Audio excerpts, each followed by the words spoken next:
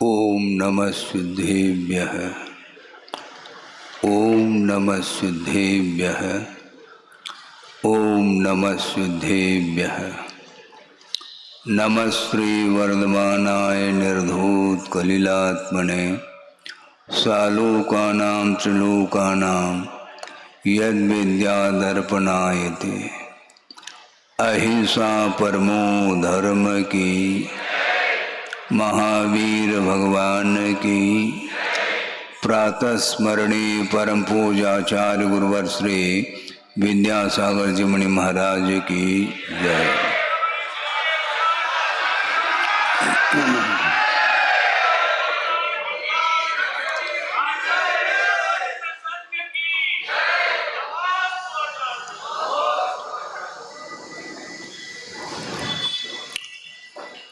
आज 10 लक्षण पर्व का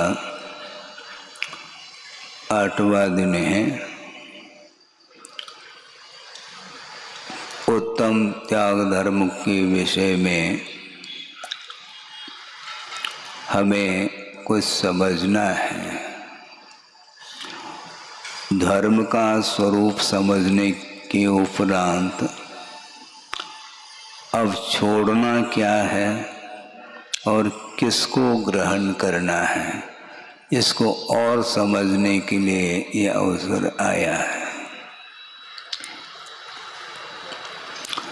त्याग किसका होता है और ग्रहण किसका होता है, इसको शांति से हमें समझना है। जब तक आत्मा में अशांति रहती है, आकुलता रहती है, जब तक निराकुल भाव जागृत नहीं होता है, तब तक क्या ग्रहण किया जाता है और किसका परित्याग किया जाता है, यह ज्ञान होना बहुत कठिन होता है। ग्रहण करता करता करता अनंत काल व्यतीत हुआ है, फिर भी वह ग्रहण करना बंद नहीं हो रहा है। विषयों में जिसको आनंद आ रहा है वह कभी भी उसको त्याग धर्म रुचता नहीं है। जिसको विषयों में आनंद आना लगभग समाप्त जैसा हो जाता है, उसको त्याग धर्म की ओर रुचि बढ़ती है। किसका ग्रहण करना है और किसका त्याग करना है। अनंत गुणों से युक्त जो आत्म तत्व है वही एकमात्र सर्वस्व है, और उस आत्म तत्व को छोड़ करके अन्य जितने भी बाहरी पदार्थ हैं जो पांचों इंद्रियों के माध्यम से दिखाई देते हैं, वे कभी भी ग्रहण करने योग्य नहीं हो सकती है। सोचो, विचार करो, वस्तु एक ही है और उस वस्तु के माध्यम से किसी को वस्तु तत्व का बोध हो रहा है और किसी को नहीं हो रहा है। एक ज्ञान की विशेषता है। हमने पहले भी कई बार इस विषय को रखा होगा, और मैं जो भी विषय रखता हूँ और सारा का सारा गुरुदेव के द्वारा जो कुछ भी हमें प्राप्त है उसी को मैं दोहराता रहता हूँ। ये हमेशा ध्यान रखें। मैं आपके सामने जो भी विचार रख रहा हूँ वो सारे सारे गुरुदेव के ही विचार हैं। उनको एकमात्र आधार बना करके बार बार स्मरण में लाना चाहता हूँ, जिसके माध्यम से त्याग धर्म का क्या स्वरूप है वह सामने और ताज़ा हो करके आ जाता है। एक प्रसंग गुरुदेव ने सुनाया था, वह रामटेक का प्रसंग है। गुरुदेव की चिंतन की धारा तो देखो, कम से कम हम और आप भी पदार्थ को देखते हैं, अवलोकन करते हैं, किंतु हमारा ज्ञान काम नहीं करता है। वस्तु एक ही है, किंतु दृष्टि का अंतर है। दृष्टि के माध्यम से ही वही वस्तु कर्म निर्जरा के लिए भी कारण बनती है और वही वस्तु कर्म बंध के लिए भी कारण बन जाती है। एक ही वस्तु है, दृष्टिकोण अलग अलग है। आप प्रभु की पूजा करते हैं अथवा गुरु की पूजा करते हैं, अष्ट मंगल द्रव्य के माध्यम से पूजन होता है। उस सामग्री को, उस पूजन सामग्री को मंगल द्रव्य क्यों बोला? सुन रहे हैं आप? हाँ, उस अष्ट मंगल द्रव्य क्यों कहा? जबकि वह सामग्री आपने कहाँ से खरीदी, कहाँ से ली है, ज्ञात नहीं है क्या? दुकान में जा कर के अक्षत लेकर के आता, चावल लेकर के आए, बादाम भी लेकर के आए, और भी जो सामग्री है उसको लेकर के आए हैं, किंतु वह जब दुकान में सामग्री थी उस समय वह पूजन सामग्री नहीं मानी जाती थी। और मान लो आप भोजन करते हैं, उस समय भी वह सामग्री विद्यमान है क्या नहीं? जब रसोई घर में जाते हैं उस समय वह भोजन सामग्री आपके पास है, वहाँ पर थाली में बादाम भी परोस दिया गया है और भी अन्य वस्तुएं परोस दी गई हैं, किंतु वह भोजन सामग्री मानी जाती है। और चढ़ाने के लिए आपने हाथ में बादाम लिया है और मोक्ष फल प्राप्त ये फलम ऐसा कहा है। वह सामग्री भोजन सामग्री नहीं, वह पूजन सामग्री है, लेकिन वस्तु तो वही है। वस्तु में कोई अंतर नहीं आया है, बादाम में कोई अंतर नहीं आया, फल में कोई अंतर नहीं आया है। फल में अंतर नहीं आते हुए भी दृष्टि का बहुत बड़ा अंतर देखने को मिलता है। इस प्रकार गुरुदेव का चिंतन चलता रहता है। सोचो, विचार करो कि वही सामग्री है, किंतु दृष्टि में अंतर आते ही वह अष्ट मंगल द्रव्य के रूप में उसको स्वीकार करते हैं। मंगल का अर्थ भी यही कहा है आचार्यों ने, जो मलम गालयति इति मंगलम, जो पाप रूपी मल को गलाने में जो कारण होता है उसका नाम मंगल कहा है।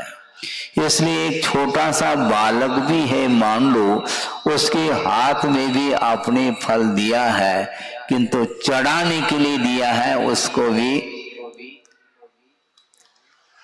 ज्ञात है। ये संस्कार इसको बोलते हैं। छोटा सा बालक होने के उपरांत भी उस फल को वह खा नहीं रहा है, चढ़ा रहा है। ये किसका परिणाम है? इसको बोलते हैं त्याग, उत्तम त्याग। सोचो, विचार करो।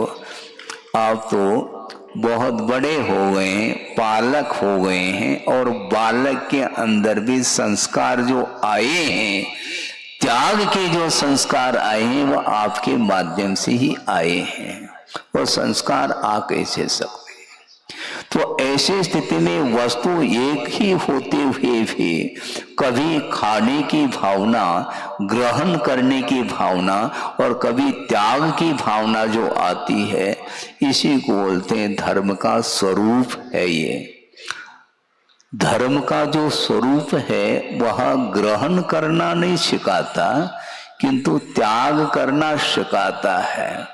ग्रहण परखा नहीं हो सकता, किंतु अज्ञान दशा में संसारी प्राणी ने अनंत काल से पर को ही ग्रहण करता आया है, जबकि वह आत्मा का स्वरूप नहीं है, वह हमसे वह पृथकभूत वस्तु है। तो ऐसी स्थिति में उसका मैं स्वामी कैसे हो सकता हूं? किंतु ये ध्यान रखो, सम्यक दर्शन उत्पन्न होने के उपरांत भी स्वामित्व भाव का अभाव हो अनिवार्य नहीं है। सोचो, विचार करो। क्षायिक सम्यक दृष्टि है चक्रवर्ती और 84 लाख हाथी और 18 करोड़ घोड़े और उतनी ही संख्या में रथ और 9 निधि, 14 रत्न और 96,000 रानी, ये सारा सारा वैभव ये आत्म वैभव है क्या? हम पूछना चाहते हैं। आपके पास एक हाथी देखने को नहीं मिलेगा, एक घोड़ा देखने को मिल जाए तो बहुत बड़ी बात है। और 18 घोड़े और 84 लाख हाथी और रथ और 96,000 रानियों के साथ उनका संबंध है। आपके पास एक रानी मिल जाए बड़ी बात है? वो भी ढंग की नहीं है। सुन रहे हैं आप? एक रानी भी मिल जाए, वह भी ढंग की नहीं। ढंग की नहीं मतलब उसमें कोई विशेष सुंदरता नहीं है। अप्सराओं के समान जिनकी रानियां हैं, 96,000 रानी, और उसके साथ वह संबंध रखता है। कौन रख रहा है? मिथ्या दृष्टि नहीं, क्षायिक सम्यक दृष्टि उसके साथ संबंध जोड़ रहा है। इसको बोलते हैं सम्यक दर्शन उत्पन्न होने के उपरांत भी श्रद्धान भले ही हो जाए कि ये पंचेंद्रिय की विषय हे हैं, छोड़ने योग्य हैं, त्यागने योग्य हैं, इस प्रकार श्रद्धान का विषय तो बन जाता है। इसके उपरांत भी त्याग की भावना बहुत कठिन है बंधुओं। है क्या वो उक्ति आती है, चक्रवर्ती की संपदा और इंद्र सरी के भोग काक बीट सम गिनत है। कौन? सम्यक दृष्टि लोग। इन कौन से सम्यक दृष्टि? इसको ध्यान में रखना है। यदि काक बीट के समान और कव्वे के मल के समान वह सम्यक दृष्टि के दृष्टि में वह प्रतीति में आ रहा है वह वैभव, किंतु वह कौन सा सम्यक दृष्टि है हम पूछना चाहते हैं। उन वैभव के प्रति जिसका स्वामित्व विद्यमान है, वह क्षायिक सम्यक दृष्टि हो करके भी वह उन पदार्थों को वह उसके साथ संबंध जोड़ रहा है। मैं इसका स्वामी हूं, इस प्रकार की परिकल्पना उसकी छूट नहीं रही है। मिथ्या दृष्टि की तो हम चर्चा ही नहीं करते हैं, हम सम्यक दृष्टि की चर्चा करना चाहते हैं। किंतु क्षायिक सम्यक दृष्टि होने के उपरांत भी पद पदार्थ पर पदार्थ को ग्रहण करने का भाव समाप्त नहीं हो रहा है। ये अनंतानुबंधी आशा नहीं है, उसकी तो कथा ही अलग है। ये अप्रत्याख्यानावर्णी कषाय जिसके उदय से वह अनुव्रत को अंगीकार करने के भाव उसके अंदर नहीं आ रहे, महाव्रत तो बहुत दूर की बात है। सोचो, विचार करो, क्या सोचना चाह रहे हैं आप? त्याग की बात करो और उसमें भी उत्तम त्याग की बात करना चाहो, बहुत कठिन है, बहुत अत्यंत कठिन है ये छोड़ना। क्योंकि छोड़ने के उपरांत भी पुनः ग्रहण करने का भाव आ सकता है। इसलिए आचार्य कहते हैं छोड़ने के उपरांत उसको देखना नहीं। किसको? जिसको छोड़ा है उसको। मैंने इतना छोड़ा है। अच्छा, वो आपके थे क्या? है? जो हमसे वो भिन्न हैं तो उनका संबंध हमारे साथ हो कैसा सकता है? लेकिन कषाय के उदय में मोह के कारण उसके साथ वह संबंध जोड़ता ही रहता है। षटखंड अधिपति, यहाँ पति बनो आप। 96,000 रानियों के साथ संबंध रख रहा है, वह पति बना है, स्वामी बना है, लेकिन इसके उपरांत भी वह जगतपति नहीं है, ये ध्यान रखो। जगतपति बनने के लिए वैभव का परित्याग करना पड़ता है, तब कहीं जा करके वह उत्तम त्याग की आराधना करने वाला सिद्ध होता है, ये ध्यान रखो। उत्तम त्याग धर्म की आराधना करना बहुत कठिन है। छोड़ने के उपरांत भी पुनः याद आता है, मैंने इतना छोड़ा है, मैंने इतना छोड़ा है। छोड़ा कहाँ है फिर आपने? छोड़ने के उपरांत उसको भूलना चाहिए। धर्म को छोड़ा नहीं जाता, धर्म को ग्रहण किया जाता है। जो छोड़ने योग्य जो पंच इंद्रिय के विषय हैं उनको छोड़ना चाहिए। वस्तुतः ये जो धर्म है वह 2 भागों में विभाजित हैं पात्र की अपेक्षा से। एक शुभोपयोगात्मक धर्म होता है और एक शुद्धोपयोगात्मक धर्म हुआ करता है। और शुभोपयोगात्मक जो धर्म होता है वह परंपरा से मुक्ति के लिए कारण है। बंधुओं, ये ध्यान रखो। जो दान कर रहे हैं आप, इस दान का फल जो मिलेगा वह परंपरा से मुक्ति के लिए कारण है और साक्षात वह स्वर्ग के लिए कारण है, ऐसा कहा। विशिष्ट पुण्य का संचय करता है और उसके माध्यम से उसको वैभव मिल जाता है और इंद्रादिक पदों को वो प्राप्त कर लेता है। यहाँ पर जिसने त्याग की आराधना की है और त्याग किया है, इसके उपरांत भी यदि मान लो वह त्याग करने के उपरांत भी वह शुद्धोपयोग आत्मक धर्म की परिणति नहीं बन पाती है, तो उसके माध्यम से वह स्वर्ग को प्राप्त कर लेता है और वहां से यहाँ पर आकर के मुनि बन करके मोक्ष का भाजन बनता है। कुंद कुंद स्वामी ने स्पष्ट ही कहा है, अजब तिरयन शुद्धा अपा झाऊन लहय इंदतम लोयंती देवत्तम तत्व चुदा निवुदिम जंती, ऐसा कहा। आज भी रत्नत्रय की आराधना के माध्यम से इंद्र पद को प्राप्त किया जा सकता है, लौकांतिक पद को भी प्राप्त किया जा सकता है और वहां से च्युत होकर के रत्नत्रय की आराधना के फलस्वरूप मोक्ष का वह भाजन बनता है। इसको उत्तम त्याग बोलते हैं। सोचो, विचार करो। त्याग की चर्चा करना तो बहुत सरल है, किंतु त्याग करना बहुत कठिन हो जाता है। त्यागने के उपरांत भी गाड़ी रिवर्स हो सकती है,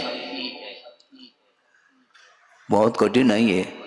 हाँ, गाड़ी रिवर्स हो सकती है और स्वयं पूजपा स्वामी ने ही स्पष्ट रूप से कहा है, यत्यागाय निवर्तन्ते भोगेभ्यो यदवाप्तये प्रीतिम तत्रैव कुर्वन्ति द्वेष मन्यत्र मोहिन, ऐसा कहा। सोचो क्या कहा, जिसके त्याग के लिए वह भोगों से निवृत्ति लेता है। किसके त्याग के लिए? राग द्वेष मोह के परित्याग के लिए जो व्यक्ति भोगों से निवृत्ति लेता है और किसकी प्राप्ति के लिए? वीतराग भाव की प्राप्ति के लिए।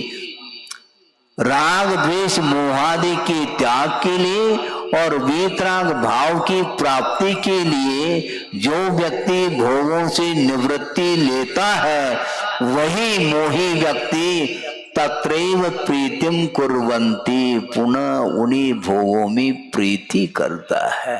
सोचो विचार करो, छोड़ने के उपरांत भी पुनः जोड़ने की बात आती है। छोड़ा कहा उसने। ये भाव ऐसे क्यों होते हैं महाराज? क्यों मत पूछो, तर्क से स्वभाव रहता दूर। ये प्रकृति है, ये मोह का एक स्वभाव है। जिस समय त्याग के भाव आ जाते हैं तो उस समय तो बिल्कुल मुक्त हस्त से वह त्याग कर सकता है, करता है। इसके उपरांत भी कालांतर में मोह के संस्कार के कारण, अविद्या के संस्कार के कारण पुनः उन्हीं भोग संपदा में वह राग करता है, प्रीति करता है, ऐसा कहा है। बहुत कठिनाई है, छोड़ना तो सरल नहीं है, किंतु छोड़ने के उपरांत भी जिनके साथ संबंध रखा था उनके संस्कार समाप्त होना बहुत कठिन है। हमने कुछ ही दिन पूर्व में कहा था मोह की अंत्येष्टि करना चाहिए हमें। पदार्थों को तो छोड़ दिया, उसको छोड़ना क्या, वो तो पर है, किंतु उन पर वस्तुओं के प्रति जो राग का संबंध जुड़ा हुआ है उसका परित्याग करने के लिए उत्तम त्याग धर्म आया है। सोचो विचार करो, आपने धान देखा है? धान, चावल, किंतु ये ध्यान रखो चावल की खेती नहीं होती, धान की खेती होती है? और वह धान, उसके ऊपर छिलका है। समय ज्यादा हो न जाए, जल्दी जल्दी कर रहा हूं, किंतु विलंब से माइक आया है। किंतु त्याग तो करना है, अधूरा थोड़ी छोड़ा जा सकता है। और उत्तम त्याग है। उत्तम त्याग के लिए सुनो, उत्तम त्याग के लिए उदारता के साथ थोड़ा समय दिया करो। समय का त्याग भी होना चाहिए, तभी तो कुछ कहा जाएगा। सोचो विचार करो, क्योंकि त्याग धर्म की चर्चा की जा रही। समय का त्याग करो। समय अर्थात काल भी होता है, समय का अर्थ आगम भी होता है, और समय का अर्थ आत्म तत्व भी होता है। आत्म तत्व की चर्चा करना चाहो, थोड़ा सा उदारता के साथ समय का त्याग करके सुनो। मैं ये कह रहा था, त्याग करने के उपरांत भी उसके संस्कार बने रहते हैं। राग के संस्कार बहुत विचित्र है, संसार का स्वरूप बहुत ही विचित्र है। हाँ, उदाहरण दे रहे हैं, देंगे, उसकी चिंता नहीं करो, देंगे, लेकिन भूमिका तो बनाने दो। एकदम थोड़ी उदाहरण दिया जाएगा। आपको ध्यान है, बहुत अच्छी बात, हम भूल जाए तो बता देना उस समय, भूलने का स्वभाव हो सकता है। मैं ये कह रहा था कि त्यागने के उपरांत भी उसके प्रति ग्रहण करने के भाव पुनः जागृत हो सकते हैं, क्योंकि अनंतकालीन यह संस्कार हैं, अज्ञान के संस्कार जो हैं वह छूटते नहीं हैं। स्वप्न में भी ग्रहण का भाव आता है, स्वप्न में त्याग का भाव आ जाए तो फिर कहना ही चाहे, क्या कह सकते हैं? आते हैं त्याग के भाव? नहीं आ सकते, बहुत कठिन है वो। मैं उदाहरण ये दे रहा था कि धान है, धान के ऊपर छिलका है और उसके अंदर क्या है? चावल है, लेकिन चावल के ऊपर एक ललाई भी रहती है, ये ध्यान रखो। वो मूसल के माध्यम से धान को कूटा गया, धीरे धीरे कूटते हैं तो ऊपर का छिलका उतर जाता है। उसके बाद फिर उस चावल को और हल्के हाथ से कूटा जाता है, जिसके माध्यम से उसके ऊपर जो ललाई है वह दूर हो जाती है। तब जा कर के वह चावल सफ़ेद चावल देखने में आता है, जिसका आप भात बनाते हैं। हम ये पूछना चाहते हैं कि जो छिलका है चावल के ऊपर, उसको बिना उतारे अंदर की ललाई उतर सकती है क्या? ऐसा कोई मशीन हो? कोई आधुनिक युग है भैया कि ऊपर का छिलका तो न उतरे और भीतर की वह ललाई उतर जाए, संभव नहीं है। उसी प्रकार बहिरंग परिग्रह के विमोचन के बिना भीतरी जो परिग्रह रागादिक भाव वह समाप्त नहीं हो सकते, ये सिद्धांत है। महाराज हमारा इन पदार्थों के साथ कोई भी संबंध नहीं है। अच्छा, संबंध नहीं है तो उसी घर में क्यों प्रवेश करते हैं आप? हमें पूछना चाहते हैं। महाराज ये तो पर है। पर कहना तो बहुत आसान है, किंतु पर कहते हुए भी उस घर के लिए जो ताला लगाया है वह पर मान करके ताला लगाया है क्या अपना मान करके ताला लगाया? बोलो, विचार करो। अपना माना है ना, तो क्यों पर क्यों कह रहे हो? कहना बहुत आसान है, सब कुछ कहा जा सकता है, लेकिन जब छोड़ने की बात आती है तो उसमें पसीना आ जाता है। पौष के महीने में भी, जेठ के महीने में तो आता ही रहता पसीना, पौष के महीने में भी पसीना आता है कि छोड़ने की बात कहने के लिए खड़े हो जाएं। महाराज हमारी बस की बात नहीं। ठीक है, बस की बात नहीं तो ट्रेन में बैठ जाओ, और क्या। बस की बात नहीं है तो ट्रेन में बैठो। हमारी बस की बात नहीं, फिर किसकी बस की बात रहेगी? वो बहुत कठिन होता है। मैं ये कह रहा था, शायद सम्यक दृष्टि होने के उपरांत भी स्वामित्व का भाव अभाव को प्राप्त नहीं होता जब तक असंयम की भूमिका है, तब तक। ये सारा सारा वैभव काक बीट सम गिनत है सम्यक दृष्टि लोग। ऐसा जो ये जो मुक्ति आती है, ये वीतराग सम्यक दृष्टि के लिए ही ये मुक्ति लागू होती है, सबके लिए नहीं। आप सभी सम्यक दृष्टि ये ध्यान रखो। मैं मान रहा हूं, क्यों? इसलिए मान रहा हूं, सच्चे देव गुरु शास्त्र के प्रति समर्पण भाव आप लोगों का है। मैं 10 दिन से देख रहा हूं।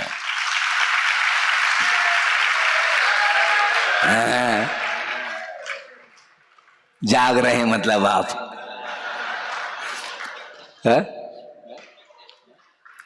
जागृत रहिएगा। केवल 10 दिन की बात नहीं कह रहा हूं, लगभग 5 महीने यहाँ पर जबलपुर शहर में रहते हुए मुझे हो गया है। और निरंतर दान की श्रृंखला, दान निरंतर, बिना गैप, बिना अंतर, निरंतर पुण्यार्जक व बढ़ते ही चले जा रहे हैं। क्योंकि अर्थ ये हुआ, मैं 5 महीने से उत्तम त्याग धर्म को देख रहा हूं। ध्यान रखो, केवल 10 दिन के लिए तो जो बाहर के आए हैं वो भदैया हैं, ये ध्यान रखो। वो सदैया नहीं, जो यहीं की लोकल है वो सदैया है।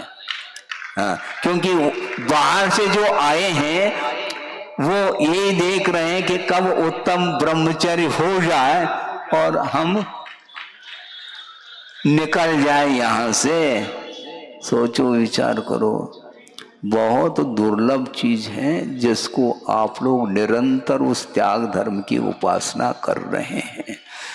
त्याग की भावना जागृत होना बहुत कठिन हो जाता है। मिथ्या दृष्टि के लिए तो कठिन, अत्यंत कठिन है। इसके उपरांत भी सम्यक दृष्टि के लिए भी कठिनाई हो रही है। तभी वह षटखंड अधिपति बनने के लिए वह 60,000 है ना, 60,000 वर्ष तक उन्होंने दिग्विजय किया है। किंतु आत्मा के ऊपर विजय प्राप्त नहीं हुआ। फिर भी क्योंकि पर के ऊपर विजय प्राप्त किया जा रहा है। और जो 923 पुत्र, उन्हीं के पुत्र, सोचो विचार करो, कहां से निकले वो? निगोद से निकले हैं और चक्रवर्ती के पुत्र बने हैं।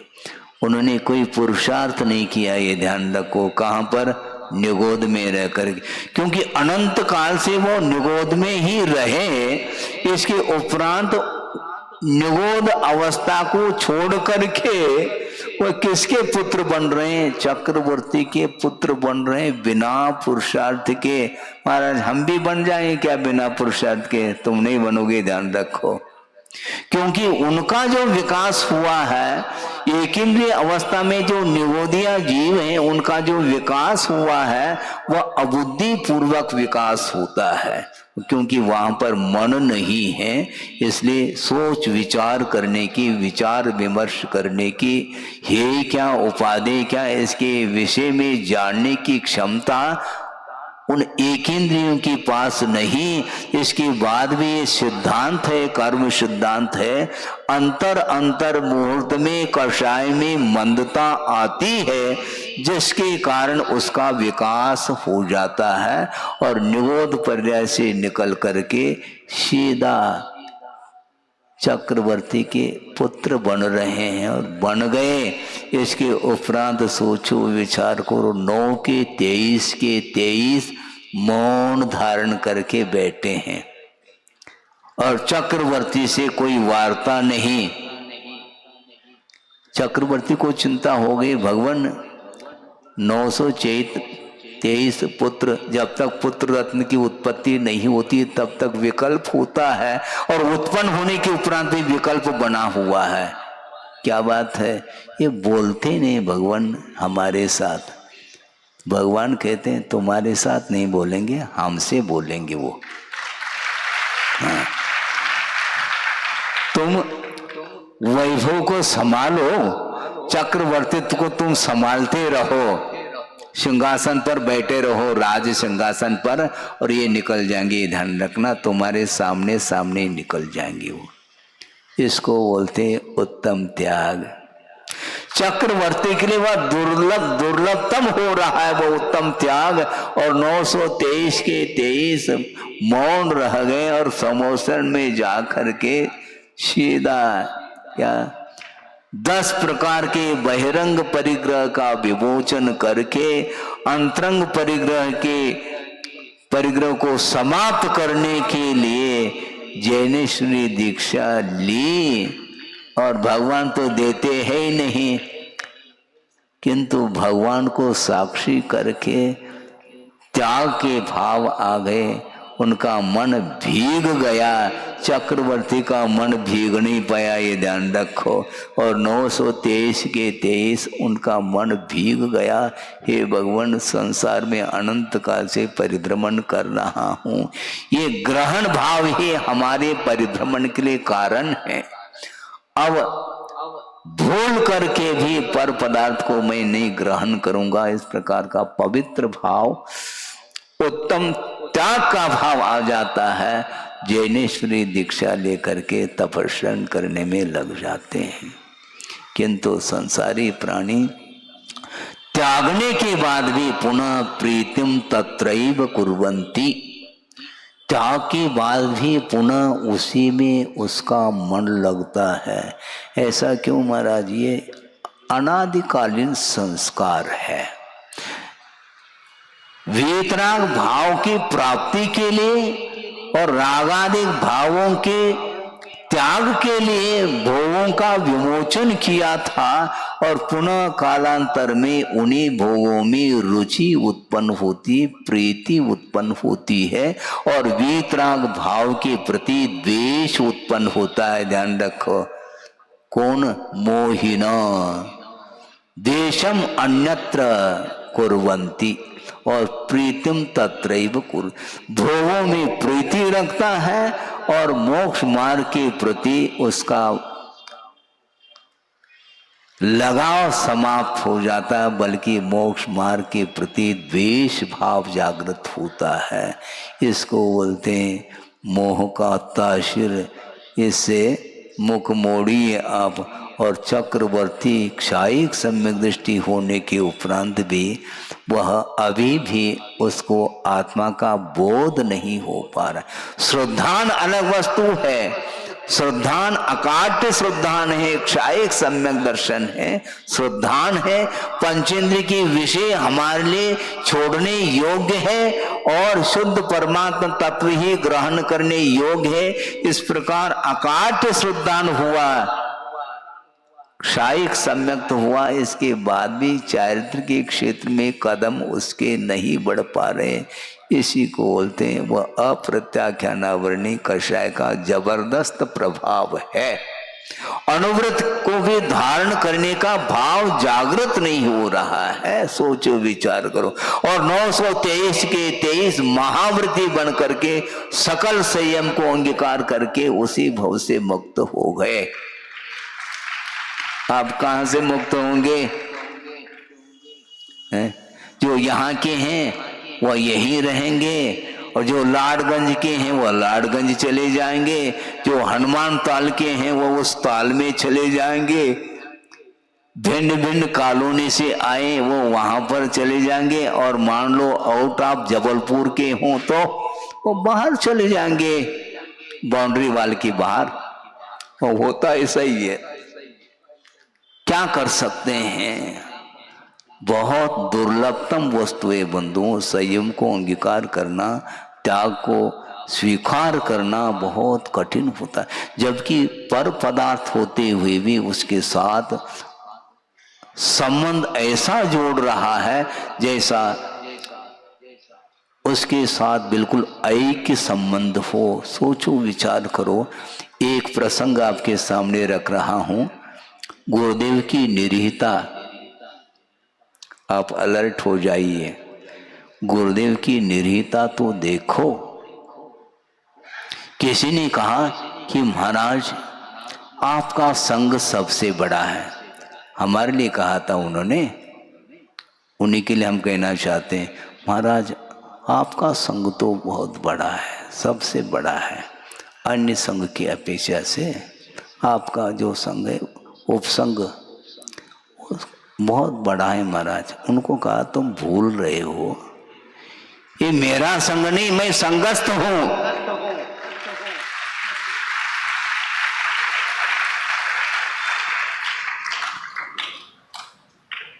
चतुर्वेद संघ के नायक तो गुरुदेव रहे, और मेरा कौन सा संग हो सकता है? इस मेरे तेरे को ही समाप्त करना है, इसी का नाम उत्तम त्याग माना जाता है।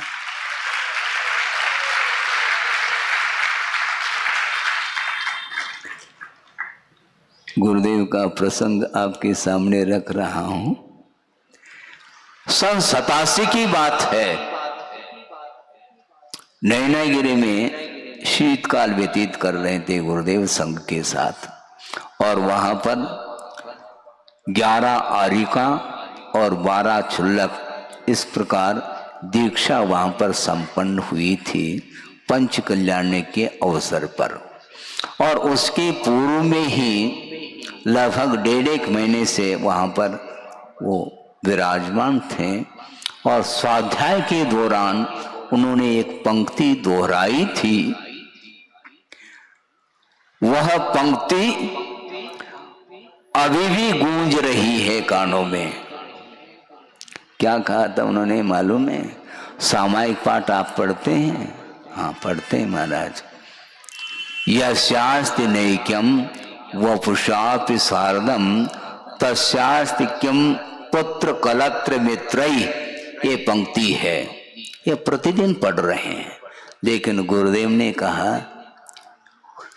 पुत्र कलत्र मित्र तो हम छोड़ करके आए हैं, उनके साथ मेरा क्या संबंध है? लेकिन मुझे और वो कुछ छोड़ना है। छोड़ना क्या, मेरा संबंध है नहीं। किसके साथ? उन्होंने पंक्ति बदल दी। क्या बदल दी? यस्यास्ति नैक्यम वपुषापि सार्धम तस्यास्ति किम शिष्य गुरु प्रपंचै।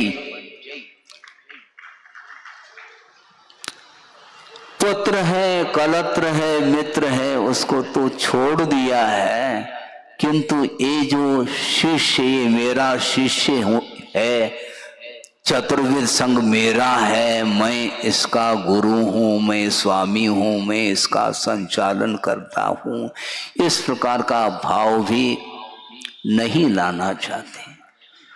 आचार्य पद पर आसीन होने के उपरांत भी उन्होंने अपने जीवन में अपने आप को गुरु नहीं स्वीकारा।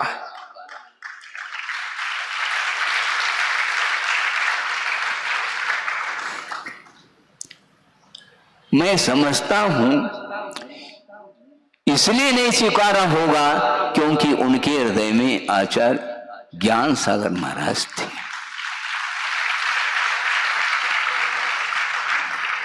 मेरे हृदय में जब आचार्य ज्ञान सागर महाराज हैं तो मुझे गुरु बनने की क्या आवश्यकता है। इसको बोलते निरीता।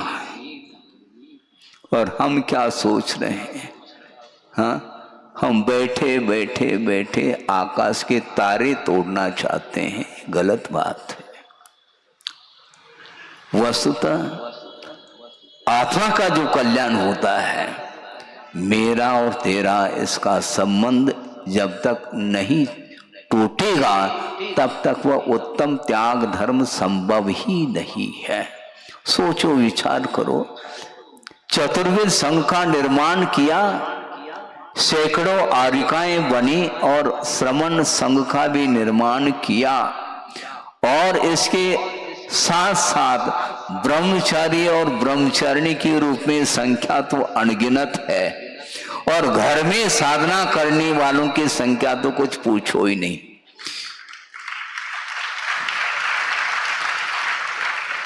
इतना विशाल संघ का निर्माण करने के उपरांत भी जलते भिन्न कमल है, इसी को बोलते हैं। कोई भी लिप्तता नहीं, कोई संबंध नहीं, क्योंकि केवल कर्तव्य करना है। उनके अंदर निरंतर कर्तव्य का भाव ही बना रहता था। उनका ये कहना है कि आचार्यों ने, आगमकारों ने यही कहा है, जिस प्रकार तुम अपना आत्म कल्याण करना चाहते हो, उसी प्रकार कोई दूसरा मुमुक्षु भव्य कल्याण करने के लिए आता है, मान लो, तो कर्तव्य की दृष्टि से उसका कल्याण कर लेना चाहिए। केवल कर्तव्य, कर्तृत्व के लिए कोई स्थान नहीं। मैंने किया, क्या तुमने किया? मैंने कुछ नहीं किया, क्योंकि बड़े बड़े आचार्य गए हैं और उनके सामने मैं क्या कर सकता हूँ। इसलिए बार बार प्रतिपल वो अपने गुरुदेव का स्मरण करते हुए कर्तव्य का पालन करते रहे। 50-55 साल तक उन्होंने कर्तव्य का ही पालन किया, और कर्तव्य का ही बोध दिया उन्होंने। ये ध्यान रखो, कर्तृत्व के लिए नहीं, क्योंकि कर्तृत्व ही संसार के लिए कारण है। इसी का नाम सत्ता। सत्ता का अर्थ क्या? आधिपत्य। जैसे षटखंड अधिपति, किंतु आचार्य कहते हैं ये अधिपति मत बनो, किंतु आत्म तत्व को प्राप्त करना है। शुद्ध परमात्म तत्व को जो प्राप्त करने की दृष्टि हमेशा रखता है, वह हमेशा लोक के अग्रभाग पर जाकर के विराजमान होगा। आपको कहाँ जाना है? फ्लाइट से जाना है क्या? क्यों? विमान से जाना है? विमान से नहीं जाओ। एक समय में लोक के अग्रभाग पर जाकर के विराजमान हो सकता है वह आत्मा। उसके अंदर वह शक्ति है। ध्यान के माध्यम से, त्याग के माध्यम से उसकी ऊर्ध्व गति होती है, और सत्ता के माध्यम से अधोगति का वह पात्र बनता है। संयम की ओर ध्यान नहीं रखता, त्याग की ओर दृष्टि नहीं रखता, तो ऐसी स्थिति में वह जीवन भर वह दूसरे के ऊपर वह नियंत्रण, अनुशासन, किसके ऊपर? आत्मा के ऊपर अनुशासन करो, दूसरे के ऊपर हमें शासन नहीं करना है। किंतु हम स्वयं शासित नहीं हुए हैं। संसारी प्राणी सब कुछ छोड़ने के लिए तैयार हैं, किंतु दूसरे के कहने से नहीं, हम स्वयं छोड़ लेंगे। हम किसी के कहने से दूसरे के अंडर में रह करके अनुशासित हो करके हम चलना नहीं चाहते। हम स्वतंत्र, ठीक है, वह स्वतंत्रता नहीं है, वह स्वच्छंदता है, ध्यान रखो, वह स्वच्छंदता है। आचार्यों ने यहां तक कहा कि पंचम काल में श्रवण भी क्यों ना हो, उसको स्वतंत्र विहार न करने के लिए निषेध किया है, क्योंकि उसके माध्यम से स्वच्छंदता हाथ लगती है, स्वतंत्रता नहीं लग सकती। चारित्र में शिथिलता आती है, इसलिए निर्दोष चर्या का जो पालन होता है वह गुरु के सानिध्य में रह करके ही वह रत्नत्रय के सुचारू रूप से वह उसका पालन कर सकता है। इस प्रकार कुंद कुंद देव का ये कहना है, मेरा शत्रु भी क्यों न हो वह अकेला विहार न करे, ऐसे आगम में लिखा हुआ मिलता है। इसलिए हमें उत्तम त्याग धर्म की आराधना करने के लिए यह जीवन मिला, ये पर्याय मिली है। किंतु संसारी प्राणी छोड़ने के उपरांत भी पुनः उसी ओर ध्यान ले जाता है, हमने ये छोड़ा, ये छोड़ा, ये छोड़ा। वैश्विक संस्कार जो है निमित्त पा करके जागृत होते हैं, इसलिए श्रवण को हमेशा अलर्ट रहना चाहिए।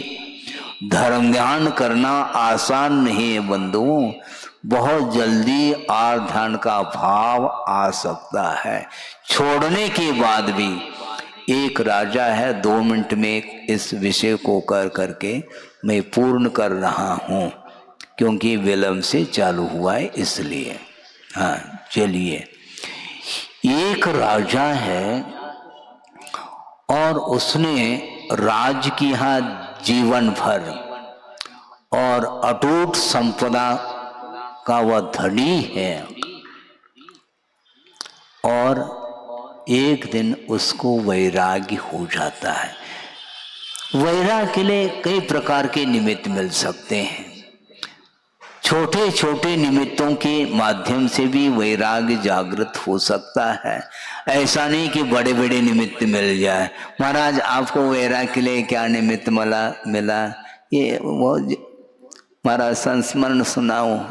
किसी ने कहा आचार्य महाराज को, महाराज आपको वैराग्य हुआ, बहुत देख करके हमें विस्मय होता है। इस यंग एज में 20-22 साल की उम्र है और निर्ग्रंथ अवस्था को अपनी धारण कर लिया। उस वैराग्य के लिए कौन सा निमित्त महाराज, क्योंकि आपने तो संसार किया नहीं, आपको संसार का कोई अनुभव तो है ही नहीं, और वैराग्य क्यों हुआ। उन्होंने ये कहा आप लोगों के जो चेहरे हैं ना, इनको देख करके वैराग्य हुआ।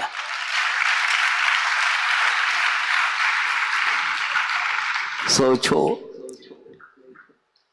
शादी करने के उपरांत, विवाह संबंध करने के उपरांत भी चेहरे फीके फीके नजर आ रहे हैं, इसलिए इसमें प्रवेश करना ठीक नहीं है।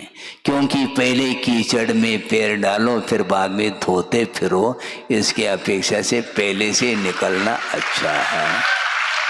हाँ, ये घड़ा पानी रखा है और एक व्यक्ति कीचड़ में पैर डाल रहा है, दूसरा पूछता है तुम पागल तो नहीं हो। मैं पागल कैसा हो सकता हूँ, पागल ही तो हो तुम, कीचड़ में पैर रख रहे हो। देखा नहीं साइड में तुमने ये घड़ा पानी रखा हुआ है, हम धो लेंगे ना। पहले पैर कीचड़ में रखो, फिर बाद में उस ये घड़ा जो पानी रखा है उसका सदुपयोग कर लें। गलत बात, ये दुरुपयोग है पानी का, ये ध्यान रखो। पहले पैर कीचड़ में डालना ही नहीं चाहिए था तुम्हें। इसी प्रकार आचार्य महाराज ने सोचा हमें पैर डालना नहीं कीचड़ में। तो मैं ये कह रहा था कि एक राजा है अटूट संपदा है, किसी भी निमित्त को लेकर के उन्हें वैराग्य हो गया। और जैनेश्वरी उन्होंने दीक्षा ले करके दीक्षित होकर के एक सुदूर पर्वत के ऊपर बैठ करके ध्यान कर रहे हैं। बहुत शॉर्ट कर रहा हूँ। और ध्यान कर रहे हैं, अंतर्मुक्त ध्यान लगता है। उसके उपरांत या तो केवल ज्ञान होना है या तो फिर बाहर आना। केवल ज्ञान नहीं हुआ तो ध्यानस्थ थे, ध्यान से निवृत्त हो गए। जो ही ध्यान से निवृत्त हो गए, सुदूर उनकी दृष्टि गई और किसको देखा उन्होंने? एक बहुत बड़ा विशाल पाषाण है, किंतु वह पाषाण हीरे का है। मुंह में पानी आ गया। श्रमण हो गए ना? हाँ, हो गए ना। इसलिए तो कहा है छोड़ने के उपरांत ग्रहण करने का भाव जागृत होता है। एक विशाल पाषाण खंड उसने देखा जो कि हीरे का था।